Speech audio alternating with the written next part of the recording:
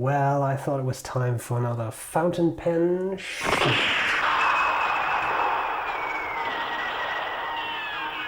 And I thought what we would do today is compare two pens, a pen that I've had for a while now and the pen that is fairly new to me. And if you see them side by side, you might see why I thought it might be interesting to compare them.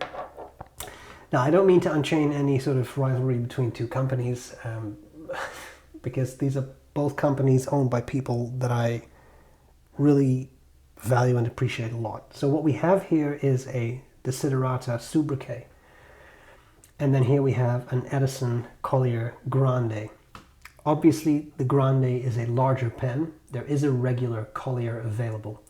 The reason I just thought these might be worthy of comparison is that they remind me of each other to the extent that they're both orange. Now, they come in different colors and finishes and all that. If the Grande is too big, you can get a regular Collier. But shape and size, not exactly the same, but both orange, clearer pens. And then I thought some statements could be made about smaller pen companies. Now, I'm not sure how small Edison is at this point. I feel they have grown a lot over the years, and I don't mean that in any bad way. I'm very happy for the Greys because they're wonderful people. I just wanted to kind of compare the two pens a little bit because these two also have fairly similar filling systems, so I found. And as a result, I thought it might be interesting. So let's start with the Edison, just because it's closest to me. Collier Grande, larger pen, obviously, right? Larger pen, but again, there is a regular Collier available if you prefer that for whatever reason. You can get it. Number 8 nib, made by Magna Carta. Ebonite feed, very nice. This is a broad nib. Very comfortable pen. Now, the filling systems of these two pens are actually quite similar. You can get different filling systems for the Collier. I got this one with I'm pretty sure Edison calls it a draw filler. So it's very simple. You push this thing in. There's a little piston seal attached. You can not really see, you can see it a little bit. It's translucent enough. It gets pushed down. You pull it back out. Creates a vacuum. You push it back in, pull it back out, and you fill up this entire barrel with ink. And it's a large barrel. You can fill it, I would say, up to about here. So that's quite a bit of ink. I didn't put in that much ink because I just wanted to do this writing sample. But a very pleasant writer. Cool filling system. They're not super cheap, but they can be cheaper. This was, again, a fancier filling system, and it's the Grandes, I think, are not part of the production line, so you pay a bit more for that. Then we have the Soubriquet, which is, again, it's a bit smaller, but it's a very pleasant and comfortable pen. All parts are made in-house, which is kind of neat too. Here you have this pen I just love the swirling material tremendously. I really, really love it. Steel nib. You can get these with a Zebra G nib, so if you want flex writing, you can do that. This is just a steel Jovo nib. Pierre does grind and tune these, so you get something that writes.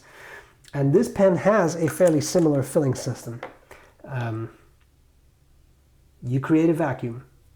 It's not quite a piston because you don't. I mean, it is a piston because it's a piston, but I mean, you don't twist. When I think of piston, I think of something that you twist. Here you have a similar type system with a seal, with a push mechanism that I'm not going to engage right now because this pen is full of ink. You push it and let it go, creates a vacuum, draws up ink from a bottle. Difference here is that this one is spring loaded, so you don't have to pull it out manually. It just pops in and out. Well, not in, it pops out on its own, which is quite nice. Those filling systems and these materials made it worth it to me to compare them side by side. Again, the Collier Grande is much bigger. I know that you can get a regular Collier that's still going to be a bit bigger than the Soubriquet, but here we are. Okay, I put the same ink in both. I'm just going to show you these in hand so you have a bit of a feeling. I think the Soubriquet is quite nice. It is a smaller pen than I would usually pick, but I found it to be very, very comfortable. It sort of posts if you want something longer, but I find it very comfortable unposted. One thing I want to point out, I've told Pierre this, I don't understand, I can't make pens, I don't know how this is done. These are the smoothest threads I have ever felt on a pen. I bet you even struggle to see them unless the light catches them in the right way. There is not a micron of sharpness on this. It's insane. And it has to be pointed out that he's able to do this is ridiculous, because there is not a sharp edge whatsoever. Fantastic. I was blown away by that. Collier, again, Collier Grande, much bigger pen, nice hourglass shaped section, very pleasant, comfortable to use. There we are. Okay, side by side, writing. Let's start with the Grande again, just because it's out, and I hope that I have primed that feed enough, but I think I probably did. Here we have the, and I'm very sorry, the ink is Lamy Mango, Collier.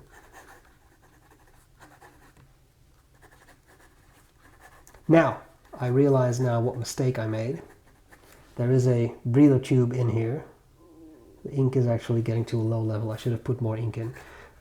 So this is a bit scratchier than it usually would be, but fully filled, lovely pen, very pleasant to use, very comfortable, and quite a wet writer. These Magna Carta No. 8 nibs are very, very comfortable, very pleasant. I find them really, really pleasant to use.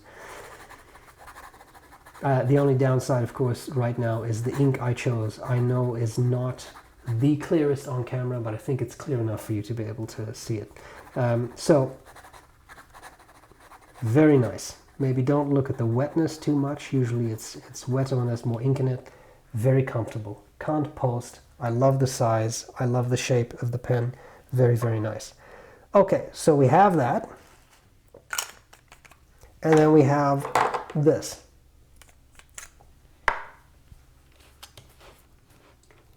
Desiderata, same ink. That's why I already had this ink. That's why I put the same ink in there. Soubriquet. Now I know that this nib is a little bit drier than the Edison, so it's also finer. This is a broad, right? So I know this ink is not going to show up as well, and I apologize, and I'm very sorry.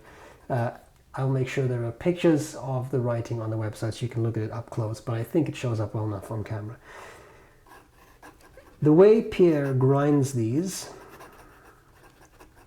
they become italics, really, in my mind, at least stub-like. So you get a level of line variation that you don't get with the rounder Edison nib.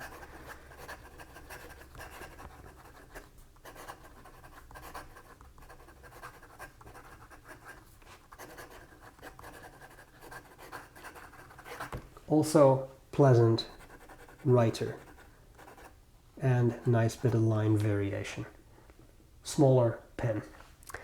Okay, so in the attack of the orange swirly pens, this is certainly swirly, and this is kind of like an amber. I really like that look.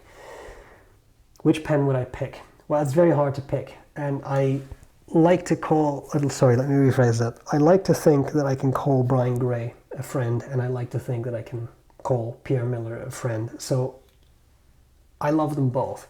And to give you an idea of how much I love them both of these were lent to me for reviews, and in both cases I contacted Brian or Pierre and said, okay, how much? I just want them. So clearly I love both models a lot. If I were to pick size-wise, it's clear, Collier. I like larger pens. Filling system-wise, I prefer the Desiderata. The spring makes it a little easier to use because you don't have to manually keep pushing and pulling on that filling system. It makes it a little bit easier to use, to me. Not that the Edison is hard to use, it's just a little harder to use than the Desiderata. So I really like that filling system. Writing-wise, they're both great pens. They're very well made. Beautiful tolerances, everything works. I do like that Pierre makes all these parts, including the clip in-house. That's really neat. Edison is great. Both of these companies, when you buy your pen, if you have any issues, I can tell you from experience, they will make it right. So that to me is much more attractive than buying from a large company that frankly doesn't care whether your pen writes or doesn't write. They may send you a new pen if you ask. They may simply not care at all and just let you figure it out. These companies won't. They care about the products they make and they stand behind them. And I think that's really neat. So if you're on the lookout for a new pen, consider both companies. Again, both of them have different models as well. It's just this that I pointed out. I hope you found the comparison not too unfair, because I know they're different pens, but again, it's orange and they're both made in the US and they're made by smaller companies. I think there's enough there to warrant a comparison. So I hope that was useful, and let me know which one you would pick, and I'll gladly see you later. Bye!